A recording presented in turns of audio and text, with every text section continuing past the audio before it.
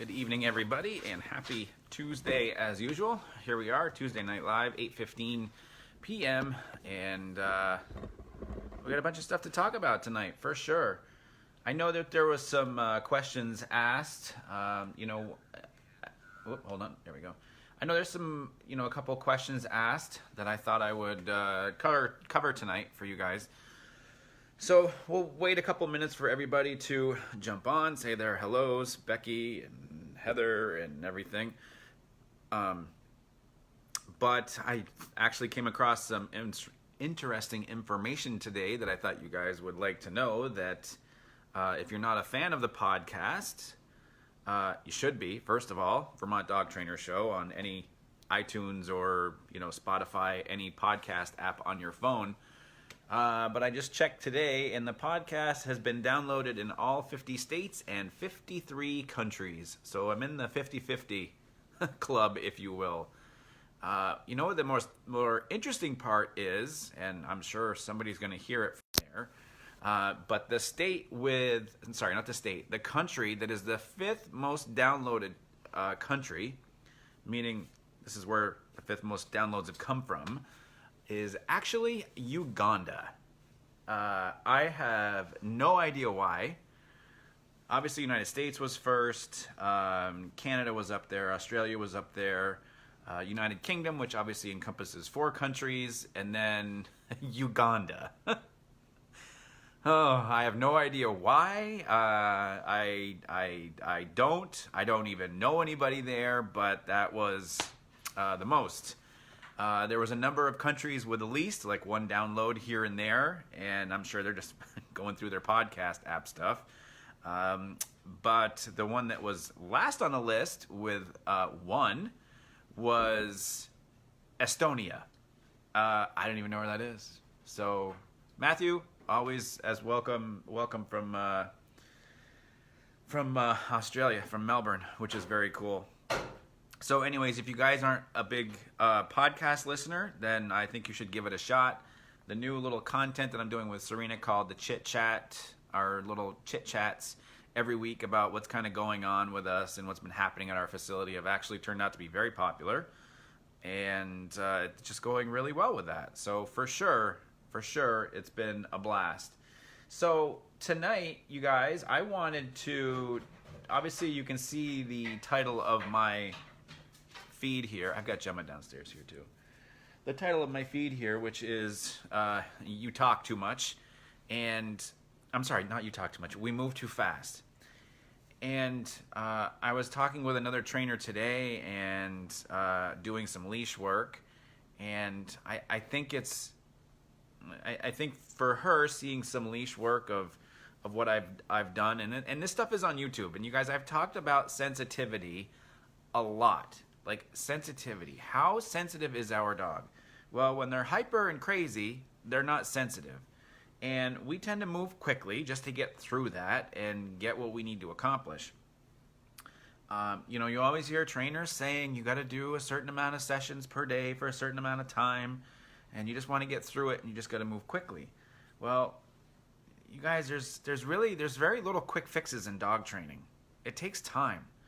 And that's why our shortest board and train is 2 weeks. Now, that may seem like a lot, going, Ian, wow, if all I need is my dog to learn how to walk on leash, why does it need 2 weeks? Well, that's what private sessions are for, and those are much shorter. But when you're dealing with behavioral problems, then it takes a little bit longer than that, obviously. Not only does it take longer to address those problems, but also to reinforce those good behaviors that we're trying to create, the good habits, patterns, whatever you really want to call it. And it takes some time, and it takes some patience. It takes respect, sensitivity, the whole thing. And that's a big part of it. And I feel like we're always, I get a lot of questions about, what do I do if my dog does this? What if I do if my dog does that? And yeah, there may be some little tidbits that I can give for advice here and there. But more often than not, it takes some work. And it's just like, I came down here in our basement this morning, I worked out, and I follow a video, the whole thing. And then, that trainer was saying, that if you want abs, you got to put in the work. You certainly do. And if you want a well-trained dog, you've got to put in the work. There's no quick way. We can't snap our fingers, wake up in the morning with a six-pack on our stomach. Although we all wish we could, it just doesn't happen that way.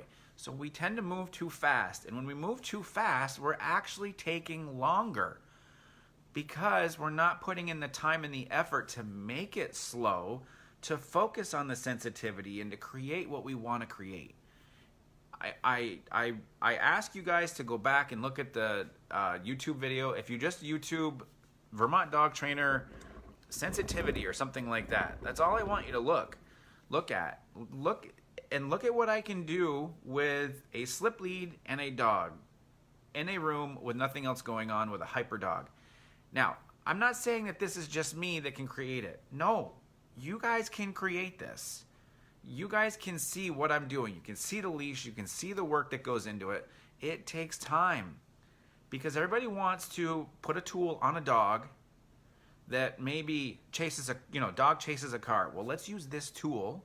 Let's get the dog used to it and then go out to the car where the cars are zipping up and down the road and see if it works. No, it's not fair to the dog. You're setting that dog up to fail. And I think that happens too much in dog training. And I think it happens too much too when there's a lot of times where I will talk with a client. If you want to walk your dog, yeah, that takes time, and it's usually one of the simplest behaviors that we want to create. Now, whether you're creating a competitive heel, it's going to take longer, and I'm not the guy for that. But if that's what you want to create, it takes time. You're not going to get a competitive heel in an hour. It's just not going to work. You're not going to get a dog that isn't social around other dogs to all of a sudden flip the switch and be happy-go-lucky Lassie around a group of dogs in an hour. Without wanting to keep an eye on that dog. Now, not only let's say that works. Let's say an hour goes by and that not social dog gets along with everybody. If you remove that dog from the group, now is it fixed? Is it done? Hell no, it's not fixed. Because you have to take the time to reinforce that behavior. You have to take the time to teach the dog the patterns of, okay, tomorrow is a new group. So we have to establish this dog, this routine, in this new setting with these new dogs to understand you actually have to behave the same way as you did yesterday, as you do today, and then the next day, and then the next day, and then the next day. And stuff like that takes sometimes weeks. And then that dog can be with its owners or clients for 6 months, right? After training, walk around the corner and you run into a little Jack Russell who's pulling its owners, sees you guys, or sees the dog, barks on its hind legs and lunges towards that dog that was previously reactive or not social, and you might get a reaction. So we move too fast, and that gets frustrating to me sometimes.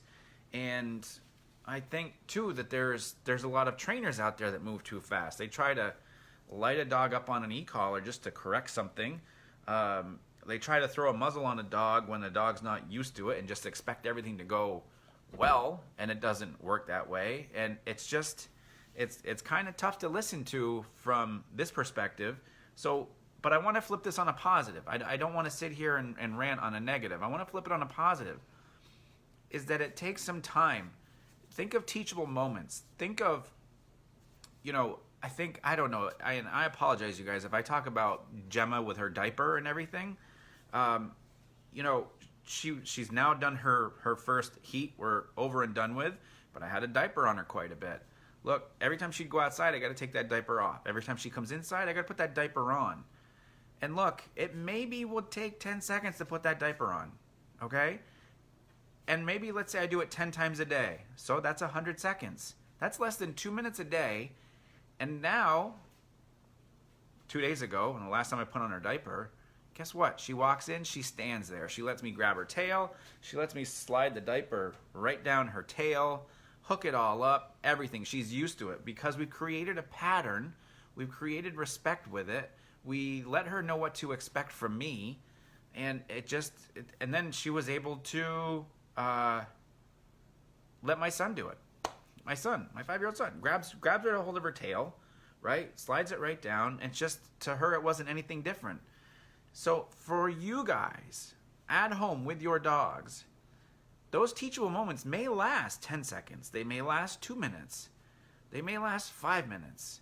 But if there's behaviors that you want to create, or if there's behaviors that you want to address, then from there I would address those.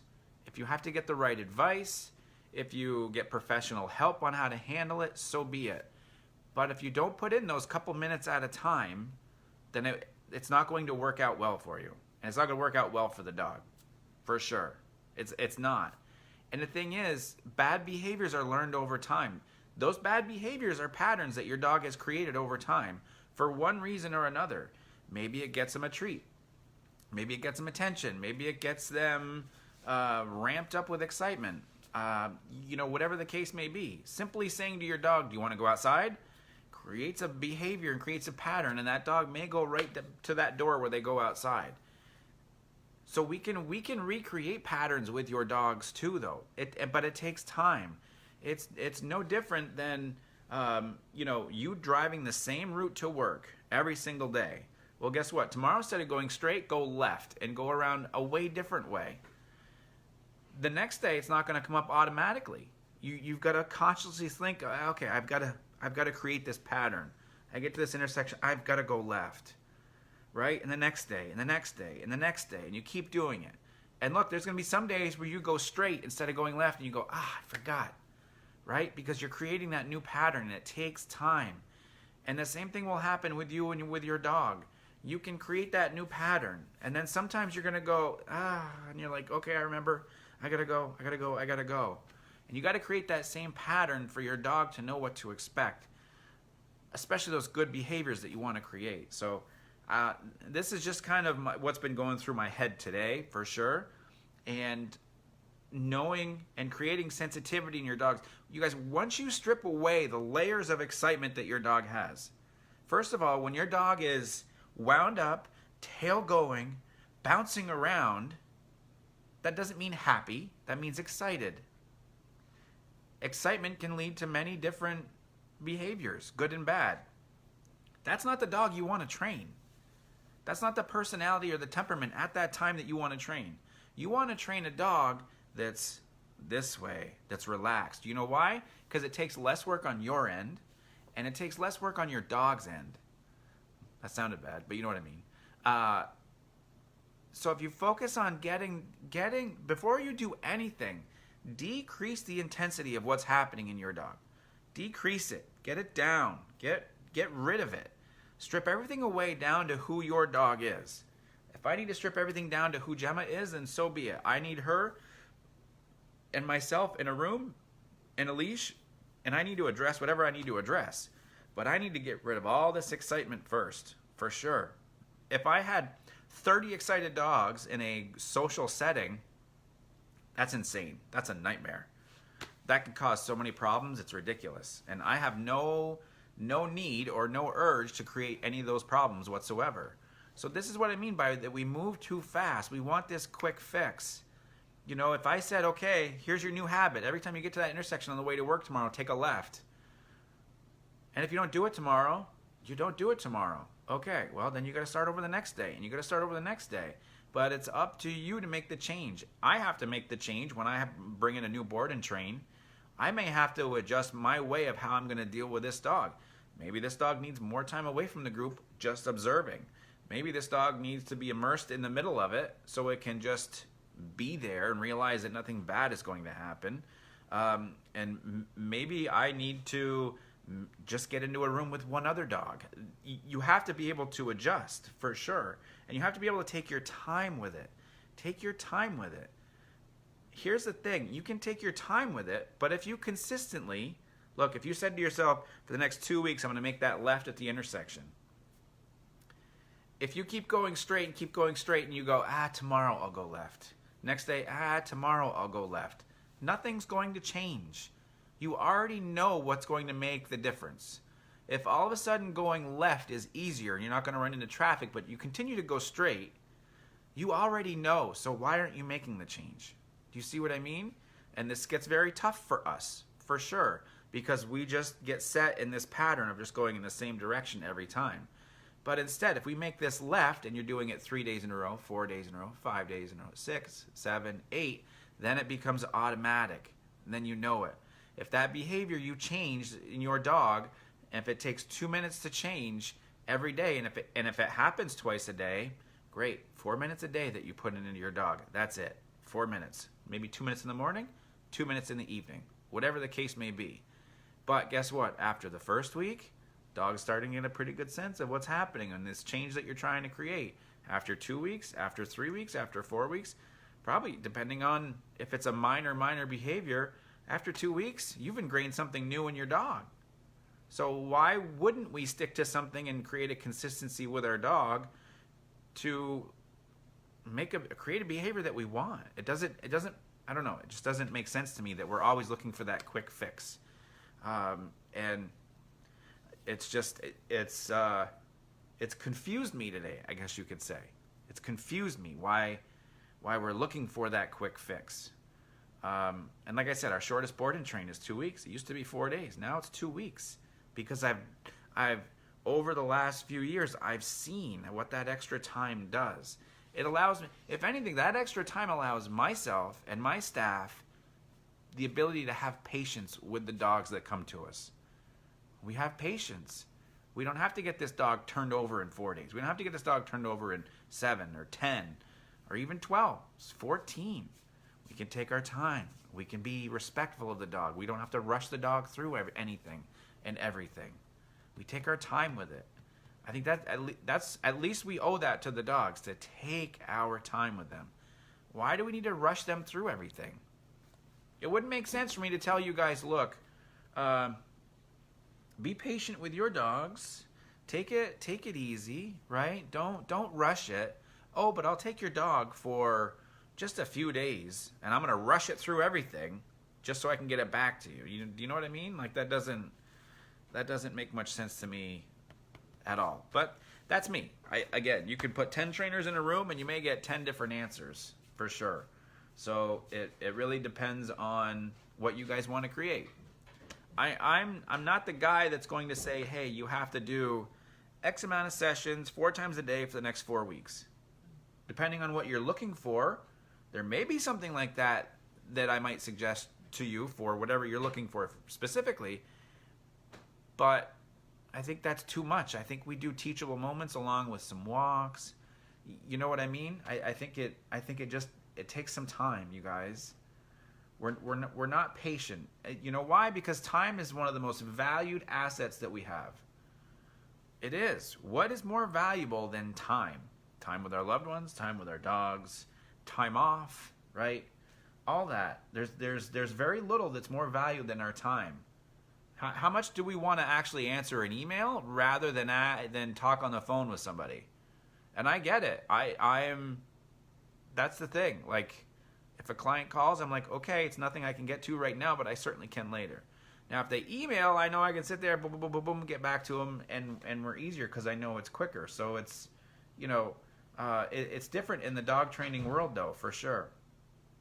But anyways, so I'm going to the questions that were posted on the page, on the post the other night or yesterday. So here it was. Mary Dalton, how about switching up food? How long should it take?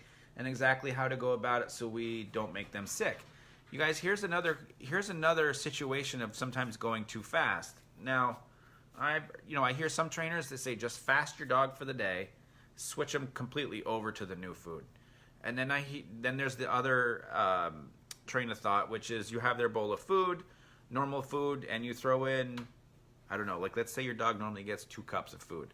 You're going to throw in a little handful of the new food to slowly work them over to the new food. And that's fine because you're getting their stomachs used to it. I think, especially with foods these days, there's so much talk about grain-free and grain and all that. And I don't want to get into that tonight at all, but taking your time is always going to be easier. Taking your time and making sure they're good with it is going to be easier. That's all there is to it. Sorry, I had to get a drink. And then, so Kate had a great question here. How do you handle dog toys with 2 dogs that don't know each other well? One is a recent rescue, and the meeting would be in one of our homes. So, if we go back to taking things slow, here's our theme for the night, okay? And I may answer every question with this kind of thought process in my head. Number one, I wouldn't worry about having any toys out when the dogs are first meeting. You're going to deal with territorial type stuff, good or bad. So the last thing that we want out is toys. So all those toys need to be put away because we don't want to create any competition whatsoever. If this is my bone, this pen that I'm holding, if this is my bone in my home next to my bed, and now there's a new dog that is coming over, and we haven't met, not only do I have the bone, not only is this my home, but I also have my bed. This is all mine, and it's all stuff that I'm used to having. And you want me to greet this dog nicely? Do you see what I mean? Do you see how this can go sideways quickly? So instead of having the meeting inside the home, around the bone, the bed, and the territory, let's meet outside. Let's walk together first. Let's not just walk in the house and go nose to nose. So Kate, the dogs need to be walked together first. At least 10 minutes without being able to sniff each other, nothing. They just walk. You guys come together and walk. That's all there is to it. Now, after 10 minutes and you're working your way back to the house, you guys stop for a second. See if they want to sniff each other. But when dogs walk together, that's creating a pack experience for them. That doesn't mean they perfectly accepted the dog next to them. It doesn't mean that they're going to be best buddies forever. But to me, from my experience, that's the best start that you can give them. And that's taking it slow. The quick way is, let's throw them in the house with the stuff around and let's let them figure it out and see what happens from there. Do you see how this can go sideways quickly with not so friendly dogs? Now, there's always a percentage to everything, right? With success.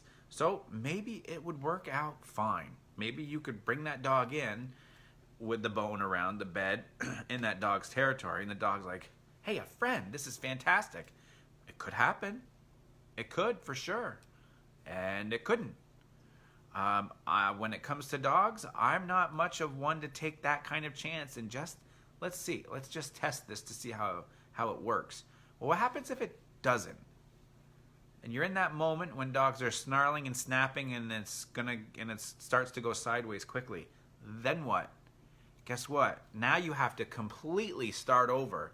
Not only is that walk together going to, not only, like if they started into that fight and then you're like, oh, we probably should walk them together. Let's go walk them together. Guess what? That doesn't mean that they've forgotten everything that just happened. That almost has to be unlearned. Do you see what I mean? Because then at some point they're going to be back in that environment. So don't go fast. You go fast, you end up going slow. If you go slow, you end up going fast. And it's the honest truth, especially when it comes to something like this. That's all there is to it. All right, Christine Kesnell, I think, maybe, unless I butchered her last name. What are some things that can be done to help a dog with separation anxiety and a dog that won't leave its human side? That takes some work. That's all there is to it. Now, look, it may take some draining of the energy first. I'm not saying you got to go out and hook your dog up to your bike and go on a 10K or anything like that, but that's going to help some. Whether you're scheduling in the winter, walks, runs, treadmill, whatever. Something's got to be done there. And then I would do a lot of like an impulse control type training. Now, I've got a video of that, and it takes some time, you guys. Again, if there was a quick fix for separation anxiety, I think everybody would know about it. There's a quick fix to make a dog sit. You get some food, you hold it above their nose, you make them sit back, they sit down, you got a dog to sit. That's why I don't teach it, because 99% of dog owners know how to do it. But if there's a quick fix for separation anxiety, it would be fixed. But because it's such a intense behavior, that behavior has to be unlearned, and then the new behavior has to be learned, and then it needs to have a pattern created to it, and then it just needs to be repeated over and over and over and over again.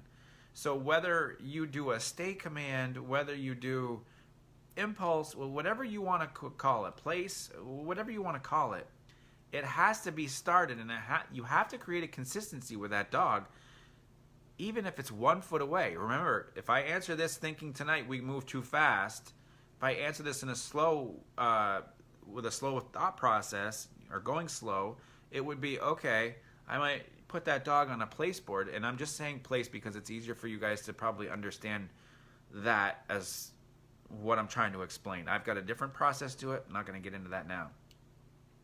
But if you put a dog on its bed and tell it to stay, you may only be able to get 2 feet away before that dog starts moving. So go slow. Too fast would be putting that dog in the bed and going, I'm going to go to the other end of the house and come back and see if the dog has stayed. Meanwhile, the dog is like tiptoeing behind you down the hall, making sure you don't hear it the whole way, and you turn around and there's your dog.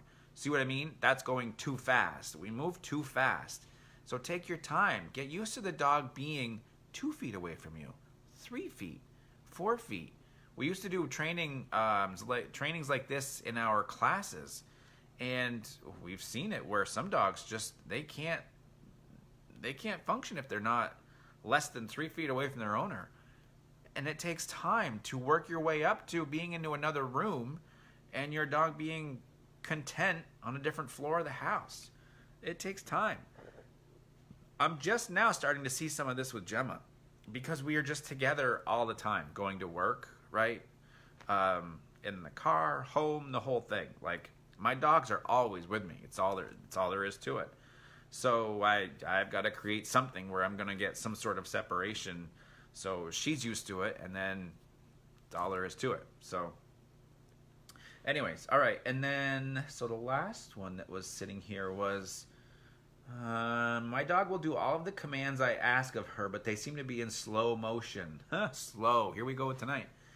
Is there any way I can get a quicker sit down, etc.? Is it the hyper dogs are just more enthusiastic? Well, so this is Regina. I'm not sure if Regina is on or not, if she said hi or whatever. But my question is, why do you need the speed of that behavior? Why does it need to happen so much quicker? You guys see what I said a little while ago about time is the most valuable asset? If I said, Gemma, heel, and she's just meandering, oh, why won't she listen? Get over here. Look, that took me 3 seconds to complain about. 3 seconds. So this is what I mean. Why is speed so important in our commands? Unless you're doing competitive obedience or high-level obedience, why is speed so important? Why is a dog being perfectly right next to you in a heel position so important that it needs to be done like this? Now, listen, I want a dog to listen to me when I say come or whatever. And it takes some time to create that. But if you want speed, you got to find some sort of motivation that gives that dog speed, whether it's food, toys, affection, whatever. I would just be careful with what your speed actually is and what the dog is getting. If you want a quicker response, then you have to make the change to train that. So find what motivates the dog. Find out what gets them going, but it's going to take some time to repeat it. Okay, here we go. I want it fast, so teaching her tricks, I can teach a succession of tricks. Yeah, so you got to go slow. You got to do little by little, step by step, Regina. That's all there is to it. You can do a succession of tricks. It doesn't have to be rapid fire, unless you're trying to do something for a show or for friends or whatever. But at the end of the day, then that's just for your acknowledgement and kind of not your dog. So to me, you just have to be careful what you're asking for here, for sure. Because trying to get things happen so quickly takes a lot of time. So, to me, I would try to create, and I'm so not a trick guy, so I'm probably the last guy you need to hear advice from when it comes to this kind of thing. But I would try to break this down into steps. So one trick is a pattern, and it's nailed every single time. And then you introduce another one, okay? And when that other one is created and it's a pattern and it's automatic, then you start to slowly add one to the next. So look, here's a great example. My kids go to gymnastics, and my 5-year-old they create a little course for the kids right around, and some of it's going down a mini little pillow slide, like a wedge type of pillow, and then others they have to do somersaults and the whole thing. So there's probably I don't know, let's call it 10 different little mini obstacles all set up in a circle.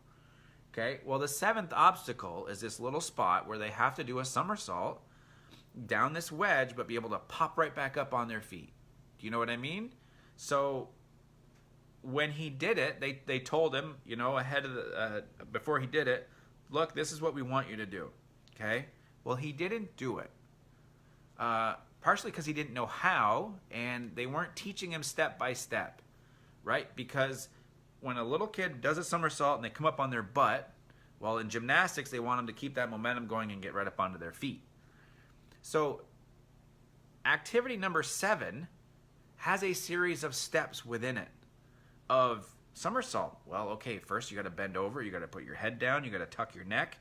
Now you're going to throw your feet up and over, and then your head pops back up, and then from there you're on your butt. Now you got to put your feet down and then step up. So there's a series of steps for sure. Okay, now, so what happens there? He goes on, they just pass him on to the next activity.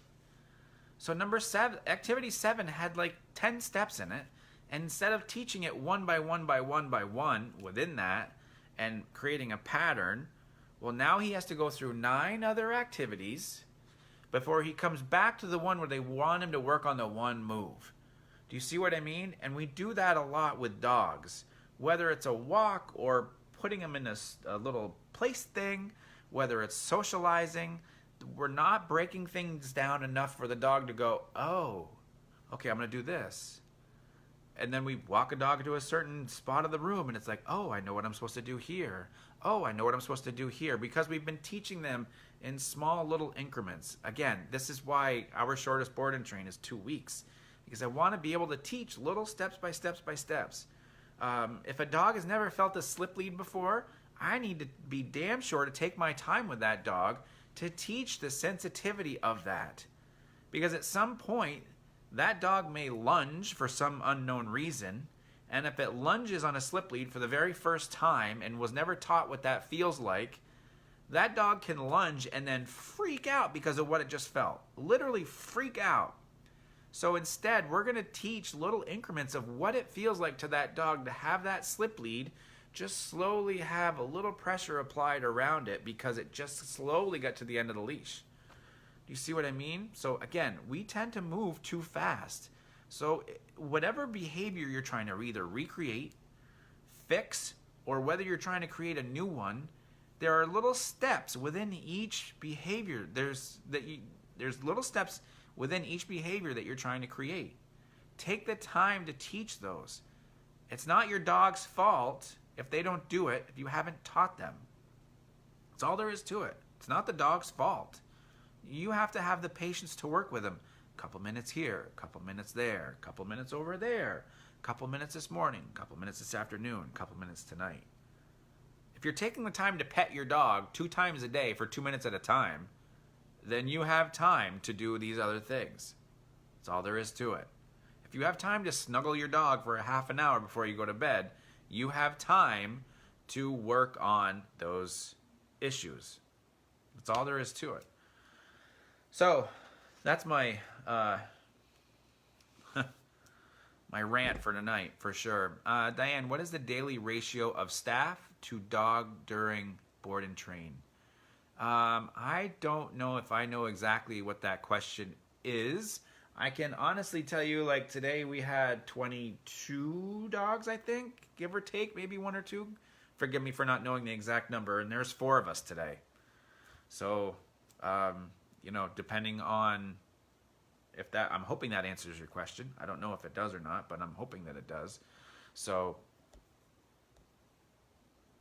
otherwise, if I'm like with a board and trained dog, then it's me with the dog. Like if Diane, like if your dog came to us for socialization and needed some social skills, then we're usually 1-to-1 with that dog. Like we've got a bulldog named Ferdinand that's with us.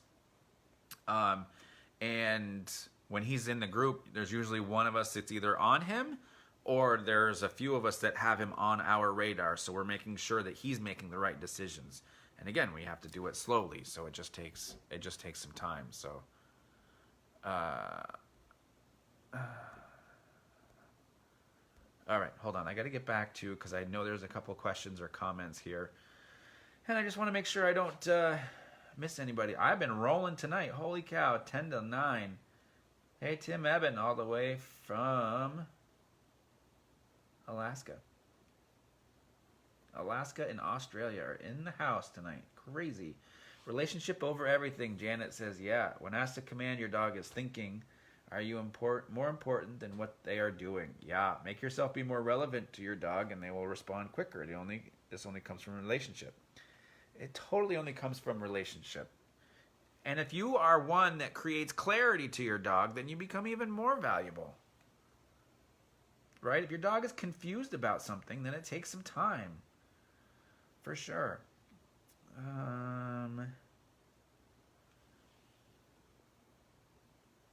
Yeah, Nancy. So I mentioned last week about the nail trimming. I use that technique with a foot a day instead of all 4 every few weeks, and he is so much better with the nails now. Boom. There it is. Taking your time. Taking your time. That's all there is to it. Take your time. Ugh. Moving too fast, people. Dogs have no concept of time. None. I can't go work with a dog and go, I've got 5 minutes. I'm going to see if I can get this dog in, play with it, have it play with everybody, and then get it back in its kennel before dinner time. Like, no, it's ridiculous. Take your time. We take time getting dogs out of kennels if they're too wound up. We got to calm them down, for sure. All right, you guys, listen to the podcast, please, you guys. It's been so much fun.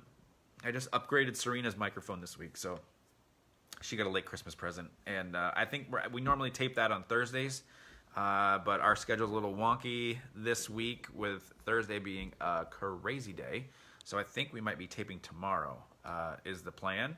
And then I've got Hawaii lined up for Thursday. I'm working on Nevada. Got a couple other states lined up. So they're racking up here for sure. We're going to come to a close eventually with all 50 states. But it's been a lot of fun. So hopefully you listen to the podcast. I'm trying to think of what else I have going on. I've got Lynn Bokey's workshop. The June workshop is sold out. May has 2 spots left. So if that's something that you are interested in, it's under our events here on the Vermont Dog Trainer page. So make sure to check that out. If that's something that you would like to do, it is an experience like no other. 3 days with them here in Vermont in June. I think I said May. June. May and June. May sold out. June's not sold. June has 2 spots. I apologize if I messed that up. But anyways, it's there. So you guys have a wonderful evening. Be back next Tuesday, 8:15. Take the time with your dogs this week. Break up any behaviors that they have. Break it down into mini steps so they can learn each little step to create that one behavior that you want. Take your time. Peace out for tonight. See you guys.